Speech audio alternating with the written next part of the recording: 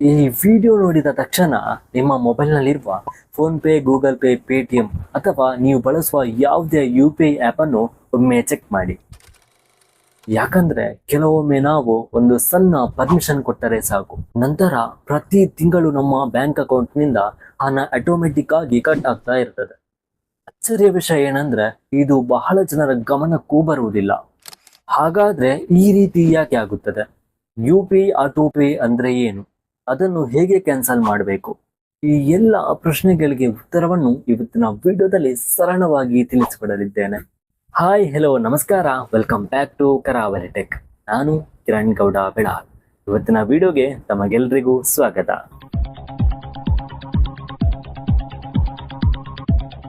ನಾವೆಲ್ಲರೂ ಯಾರಿಗಾದ್ರೂ ಹಣ ಕಳಿಸೋಕೆ ಅಥವಾ ಹಣ ಪಡೆಯೋಕೆ UPI ಆ್ಯಪ್ಗಳನ್ನು ಬಳಸ್ತೇವೆ. ಆದ್ರೆ ಇದರಿಂದ ಎಷ್ಟು ಉಪಯೋಗ ಇದೆಯೋ ಅಷ್ಟೇ ಕೆಲವು ತೊಂದರೆಗಳು ಇವೆ.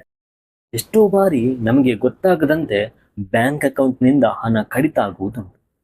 ಎಷ್ಟೋ ಜನ ಇದನ್ನು ಗಮನಿಸದೆ ಅಥವಾ ಗಮನಿಸಿದರೂ ಏನು ಮಾಡಬೇಕು ಅಂತ ಗೊತ್ತಾಗದೆ ಸಾವಿರಾರು ರೂಪಾಯಿಗಳನ್ನು ಕಳೆದುಕೊಂಡಿದ್ದಾರೆ. ಒಂದು ವೇಳೆ ನಮ್ಮ UPI ಆ್ಯಪ್ನಲ್ಲಿ ಆಟೋ ಪೇ ಆನ್ ಆಗಿದ್ರೆ ನಾವು ಒಮ್ಮೆ ಪರ್ಮಿಷನ್ ಕೊಟ್ಟ ನಂತರ ಪ್ರತಿ ತಿಂಗಳು ಅಥವಾ ನಿಗದಿತ ದಿನಾಂಕಕ್ಕೆ ನಮ್ಮ ಬ್ಯಾಂಕ್ ಅಕೌಂಟ್ನಿಂದ UPI ಪಿನ್ ಹಾಕದೆಯೇ ಆಟೋಮ್ಯಾಟಿಕ್ ಆಗಿ ಪೇಮೆಂಟ್ ಆಗುತ್ತಿರುತ್ತದೆ. ಈ ವ್ಯವಸ್ಥೆಯನ್ನೇ UPI ಆಟೋ ಪೇ ಅಂತ ಕರೆಯುತ್ತಾರೆ. ಈ ಆಪ್ಷನ್ ನಿಜವಾಗಿಯೂ ನಮ್ಮ ಅನುಕೂಲಕ್ಕಾಗಿಯೇ ಮಾಡಲಾಗಿದೆ. ಅಂದ್ರೆ ಪ್ರತಿ ತಿಂಗಳು ಬಾಡಿಗೆ, mobile recharge, OTT subscription, insurance premium, SIP investment, loan EMI, gym membership, online courses, cloud storage subscription ಮುಂತಾದವುಗಳಿಗೆ ಪ್ರತಿ ಬಾರಿ ಪೇಮೆಂಟ್ ಮಾಡುವ ತೊಂದರೆ ಇಲ್ಲದೆ ತನ್ನಷ್ಟಕ್ಕೆ ತಾನೇ ಪೇಮೆಂಟ್ ಆಗುತ್ತದೆ. ಆದರೆ ನಮ್ಮ ಸಮಯವನ್ನು ಉಳಿಸೋಕೆ ಇರುವ ಈ ಆಪ್ಷನ್ ಅನ್ನೇ ಕೆಲವರು ದುರುಪಯೋಗಪಡಿಸಿಕೊಂಡು ಹಣ ಸಂಪಾದಿಸುತ್ತಿದ್ದಾರೆ. ಒಂದು ತಿಂಗಳು ಫ್ರೀ ಟ್ರಯಲ್, ಕೇವಲ ₹1 ಸಬ್ಸ್ಕ್ರಿಪ್ಷನ್ ಅಂತ ಆಸೆ ತೋರಿಸಿ ಕೆಲವು ಆ್ಯಪ್ಗಳು ಜನರನ್ನ ಸಬ್ಸ್ಕ್ರಿಪ್ಷನ್ಗೆ ಸೇರಿಸುತ್ತಿವೆ. ಇದು ಹೇಗೆ ಅಂತ ನೋಡೋಣ. ಉದಾಹರಣೆಗೆ, ನಾವು ಫೇಸ್ಬುಕ್ ಅಥವಾ ಇನ್ಸ್ಟಾಗ್ರಾಮ್ನಲ್ಲಿ ಯಾವುದಾದರೂ ಸ್ಟೋರಿ ಅಥವಾ ರೀಲ್ಸ್ ನೋಡುತ್ತಿದ್ದೇವೆ ಅಂದ್ಕೊಳ್ಳಿ. ಆಗ ಒಂದು ಒಳ್ಳೆಯ ಕಥೆಯ ಅಡ್ವರ್ಟೈಸ್ಮೆಂಟ್ ಬರುತ್ತದೆ. ಅದು ಎಷ್ಟು ಇಂಟ್ರೆಸ್ಟಿಂಗ್ ಆಗಿರುತ್ತದೆ ಅಂದ್ರೆ ಅದು ಅಡ್ವರ್ಟೈಸ್ಮೆಂಟ್ ಅಂತ ಅನಿಸುವುದೇ ಇಲ್ಲ. ಹೀಗೆ ಕತೆ ನೋಡುತ್ತಾ ಹೋದಾಗ ತುಂಬಾ ಕ್ಯೂರಿಯಾಸಿಟಿ ಇರುವ ಜಾಗದಲ್ಲಿ ಸ್ಟೋರಿ ನಿಂತು ಬಿಡುತ್ತದೆ. ನಂತರ ವಾಚ್ ಮೋರ್ ಅಥವಾ ಇನ್ಸ್ಟಾಲ್ ಆ್ಯಪ್ ಅಂತ ಆಪ್ಷನ್ ಬರುತ್ತದೆ. ಮುಂದೇನಾಗುತ್ತದೆ ಅನ್ನೋ ಕುತೂಹಲದಲ್ಲಿ ನಾವು ಆ ಲಿಂಕ್ ಅನ್ನು ಕ್ಲಿಕ್ ಮಾಡುತ್ತೇವೆ. ಆಗ ಡೈರೆಕ್ಟ್ ಪೇಮೆಂಟ್ ಪೇಜ್ ಓಪನ್ ಆಗುತ್ತದೆ.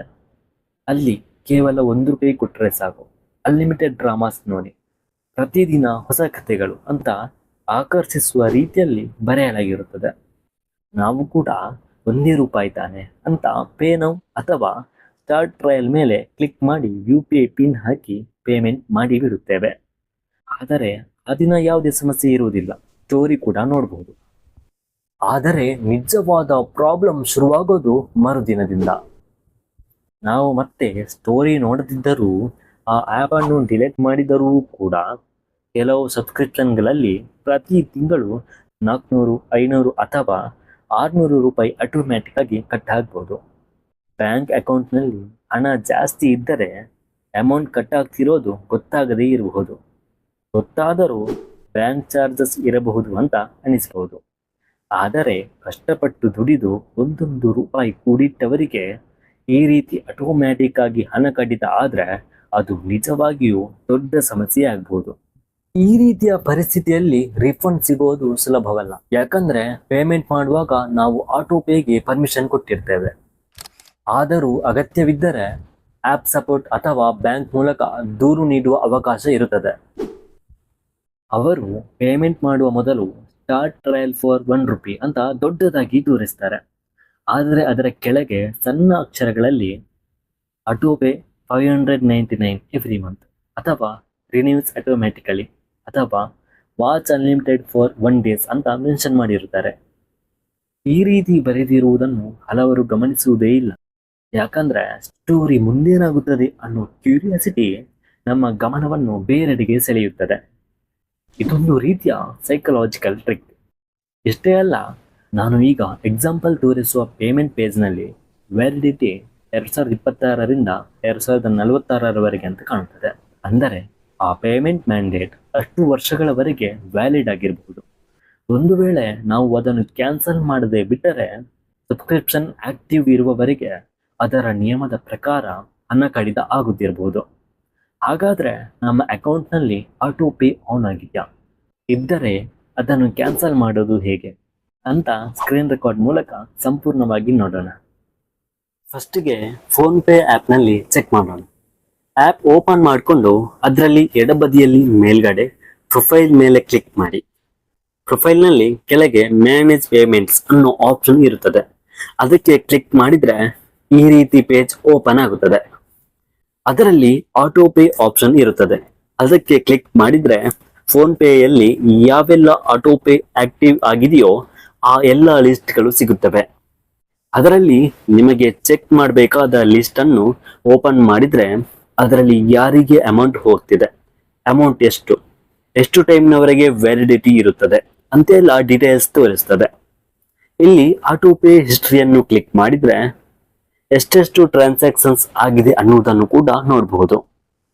ಈ ಆಟೋ ಪೇ ನಿಮಗೆ ಯೂಸ್ಫುಲ್ ಆಗಿದ್ದು ಸದ್ಯಕ್ಕೆ ನಿಮ್ಮ ಅಕೌಂಟ್ನಲ್ಲಿ ಬ್ಯಾಲೆನ್ಸ್ ಕಮ್ಮಿ ಇದ್ದು ಅಥವಾ ಬೇರೆ ಯಾವುದಾದ್ರೂ ಪ್ರಾಬ್ಲಮ್ನಿಂದ ನೀವು ಆಟೋ ಪೇಯನ್ನು ಸದ್ಯಕ್ಕೆ ನಿಲ್ಲಿಸಬೇಕು ಅಂತಿದ್ರೆ ಇಲ್ಲಿ ಪಾಸ್ ಆಪ್ಷನ್ ಮೇಲೆ ಕ್ಲಿಕ್ ಮಾಡಿ ಎಷ್ಟು ದಿನಗಳವರೆಗೆ ಪೇಮೆಂಟ್ ಪಾಸ್ ಮಾಡಬೇಕು ಅಂತ ಸೆಟ್ ಮಾಡಬಹುದು. ಅಥವಾ ನಿಮಗೆ ಈ ಆಟೋ ಪೇಯನ್ನು ಕ್ಯಾನ್ಸಲ್ ಮಾಡಬೇಕಿದ್ರೆ ಇಲ್ಲಿ ಕೆಳಗೆ ಡಿಲೀಟ್ ಆಟೋ ಪೇ ಅನ್ನೋ ಆಪ್ಷನ್ಗೆ ಕ್ಲಿಕ್ ಮಾಡಿ ಕನ್ಫರ್ಮ್ ಮೇಲೆ ಕ್ಲಿಕ್ ಮಾಡಿ. ಆಗ ನಿಮ್ಮ UPI ಪಿನ್ ಕೇಳುತ್ತದೆ. ಪಿನ್ ಹಾಕಿದ ನಂತರ ಆಟೋ ಪೇ ಡಿಲೀಟ್ ಆಗುತ್ತದೆ.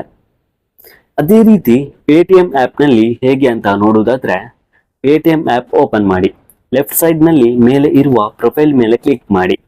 ಇದರಲ್ಲಿ ಕೆಳಗೆ ಆಟೋಮ್ಯಾಟಿಕ್ ಪೇಮೆಂಟ್ಸ್ ಅನ್ನೋ ಆಪ್ಷನ್ ಇರುತ್ತದೆ. ಅದನ್ನು ಓಪನ್ ಮಾಡಿದಾಗ ನಿಮಗೆ ಅಕೌಂಟ್ನಲ್ಲಿ ಯಾವ್ಯಾವ ಆಟೋ ಪೇ ಆಕ್ಟಿವ್ ಆಗಿದೆ ಅನ್ನೋ ಲಿಸ್ಟ್ ಸಿಗುತ್ತದೆ.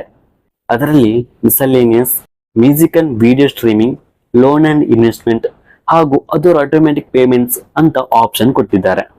ಅದರಲ್ಲಿ ಫಾರ್ ಎಕ್ಸಾಂಪಲ್ ನೀವು ಮ್ಯೂಸಿಕ್ ಅಂಡ್ ವಿಡಿಯೋ ಸ್ಟ್ರೀಮಿಂಗ್ ಆಪ್ಷನ್ಗೆ ಕ್ಲಿಕ್ ಮಾಡಿದ್ರೆ ನಿಮಗೆ ಮ್ಯೂಸಿಕ್ ಮತ್ತು video related auto pay list ಸಿಗುತ್ತದೆ. ಅದರಲ್ಲಿ ನಿಮಗೆ ಕ್ಯಾನ್ಸಲ್ ಮಾಡಬೇಕಾದ ಆಪ್ಷನ್ ಅನ್ನು ಸೆಲೆಕ್ಟ್ ಮಾಡಿ ಎಲ್ಲ ಡೀಟೇಲ್ಸ್ ಅನ್ನು ನೋಡಬಹುದು. ಇಲ್ಲಿ ನೀವು ಪೇಮೆಂಟ್ ಅನ್ನು ಪಾಸ್ ಕೂಡ ಮಾಡಬಹುದು. ಹಾಗೂ ಕ್ಯಾನ್ಸಲ್ ಮಾಡಬೇಕಿದ್ರೆ ಡಿಲೀಟ್ ಆಟೋಮ್ಯಾಟಿಕ್ ಪೇಮೆಂಟ್ ಆಪ್ಷನ್ ಮೇಲೆ ಕ್ಲಿಕ್ ಮಾಡಿ. ಯಾವುದಾದ್ರೂ ರೀಸನ್ ಅನ್ನು ಸೆಲೆಕ್ಟ್ ಮಾಡಿ ಪ್ರೊಸೀಡ್ ಮೇಲೆ ಕ್ಲಿಕ್ ಮಾಡಬೇಕು. ಮತ್ತೆ ಡಿಲೀಟ್ ಆಟೋಮ್ಯಾಟಿಕ್ ಪೇಮೆಂಟ್ಗೆ 2 ಸಲ ಕ್ಲಿಕ್ ಮಾಡಿ UPI ಪಿನ್ ಹಾಕಿದ್ರೆ ಆಟೋ ಪೇ ಕ್ಯಾನ್ಸಲ್ ಆಗುತ್ತದೆ. ಈಗ ಗೂಗಲ್ ಪೇ ಆ್ಯಪ್ನಲ್ಲಿ ಹೇಗೆ ಅಂತ ನೋಡೋದಾದ್ರೆ ಆ್ಯಪ್ ಓಪನ್ ಮಾಡಿಕೊಂಡು ಕೆಳಗೆ ಬಲಬದಿಯಲ್ಲಿ ಯು ಅನ್ನೋ ಆಪ್ಷನ್ ಮೇಲೆ ಕ್ಲಿಕ್ ಮಾಡಿ. ಆಗ ಪ್ರೊಫೈಲ್ ಪೇಜ್ ಓಪನ್ ಆಗುತ್ತದೆ. ಅದರಲ್ಲಿ ಕೆಳಗೆ ಆಟೋ ಪೇ ಆಪ್ಷನ್ ಮೇಲೆ ಕ್ಲಿಕ್ ಮಾಡಿ. ಇಲ್ಲಿ ನಿಮಗೆ ಆಕ್ಟಿವ್ ಆಗಿರುವ, ಪೆಂಡಿಂಗ್ ಇರುವ, ಕಂಪ್ಲೀಟ್ ಆಗಿರುವ ಆಟೋಮ್ಯಾಟಿಕ್ ಪೇಮೆಂಟ್ ಲಿಸ್ಟ್ ಅನ್ನು ನೋಡಬಹುದು. ಅದರಲ್ಲಿ ನಾವು ಸೆಲೆಕ್ಟ್ ಮಾಡಿದ ಆಟೋ ಪೇ ಡೀಟೇಲ್ಸ್ ಅನ್ನು ಚೆಕ್ ಮಾಡಬಹುದು. ನೀವು ಇದನ್ನು ಕ್ಯಾನ್ಸಲ್ ಮಾಡಬೇಕಾದ್ರೆ ಇಲ್ಲಿ ಕ್ಯಾನ್ಸಲ್ ಆಟೋ ಪೇ ಆಪ್ಷನ್ಗೆ ಕ್ಲಿಕ್ ಮಾಡಿ. ನಂತರ ಕ್ಯಾನ್ಸಲ್ ಆಟೋ ಪೇಗೆ ಕ್ಲಿಕ್ ಮಾಡಿ. UPI ಪಿನ್ ಹಾಕಿ ಕಂಟಿನ್ಯೂ ಕೊಟ್ಟರೆ ಆಟೋ ಪೇ ಕ್ಯಾನ್ಸಲ್ ಆಗುತ್ತದೆ. ಈ ರೀತಿ ನೀವು ಆಟೋಮ್ಯಾಟಿಕ್ ಪೇಮೆಂಟ್ ಅನ್ನು ಮ್ಯಾನೇಜ್ ಮಾಡಬಹುದು. ಈಗಲೇ ಫೋನ್ ತೆಗೆದುಕೊಳ್ಳಿ. Phone pay, Google Pay, Paytm ಅಥವಾ ನೀವು ಬಳಸುವ UPI ಆ್ಯಪ್ ಅನ್ನು ಓಪನ್ ಮಾಡಿ. ಒಮ್ಮೆ ಆಕ್ಟಿವ್ ಆಟೋ ಪೇಗಳಿವೆ ಅಂತ ಚೆಕ್ ಮಾಡಿ. ಬೇಡವಾದ ಸಬ್ಸ್ಕ್ರಿಪ್ಷನ್ ಇದ್ರೆ ತಕ್ಷಣ ಕ್ಯಾನ್ಸಲ್ ಮಾಡಿ. ಇಲ್ಲಿ ಒಂದು ವಿಷಯ ನೆನಪಿರಲಿ, ಎಲ್ಲ ಆಟೋ ಪೇಗಳು ಮೋಸ ಆಗಿರಲ್ಲ. Netflix, Amazon prime, insurance premium, SIP investment, loan EMI, mobile recharge ಹೀಗೆ ಹಲವಾರು ಅಗತ್ಯ ಸೇವೆಗಳಿಗೂ ಇದೇ ಆಟೋ ಪೇ ವ್ಯವಸ್ಥೆಯನ್ನು ಬಳಸುತ್ತಾರೆ. ಆದ್ದರಿಂದ ಎಲ್ಲವನ್ನು ಕ್ಯಾನ್ಸಲ್ ಮಾಡಬೇಡಿ. ನಿಮಗೆ ಅಗತ್ಯವಿಲ್ಲದ ಅಥವಾ ನಿಮಗೆ ಗೊತ್ತಿಲ್ಲದೆ ಆನ್ ಮಾಡಿರುವಂತಹ ಆಟೋ ಪೇಯನ್ನು ಮಾತ್ರ ಕ್ಯಾನ್ಸಲ್ ಮಾಡಿ. ಮುಂದಿನ ದಿನಗಳಲ್ಲಿ ಯಾವುದೇ ಪೇಮೆಂಟ್ ಮಾಡುವುದಿದ್ರೂ UPI ಪಿನ್ ಹಾಕುವ ಮೊದಲು ಸ್ಕ್ರೀನ್ನಲ್ಲಿ ಏನು ಬರೆದಿದ್ದಾರೆ ಅನ್ನೋದನ್ನು ಒಮ್ಮೆ ಗಮನಿಸಿ. ವಿಶೇಷವಾಗಿ free trial, only for ₹1, 1 month free, start trial ಅಂತ ಕಂಡರೆ ಅದರ ಕೆಳಗಿರುವ ಆಟೋ ಪೇ ಅಥವಾ ರಿನಿವಲ್ ಡೀಟೇಲ್ಸ್ ಅನ್ನು ತಪ್ಪದೆ ಓದಿ. ಈ 2 ನಿಮಿಷದ ಜಾಗರೂಕತೆ ನಿಮ್ಮ ಸಾವಿರಾರು ರೂಪಾಯಿಯನ್ನು ಉಳಿಸಬಹುದು. ಈ ಮಾಹಿತಿ ನಿಮಗೆ ಉಪಯುಕ್ತ ಅನಿಸಿದ್ರೆ ನಿಮ್ಮ ಫ್ರೆಂಡ್ಸ್ ಹಾಗೂ ಫ್ಯಾಮಿಲಿ ಜೊತೆ ತಪ್ಪದೇ ಶೇರ್ ಮಾಡಿ.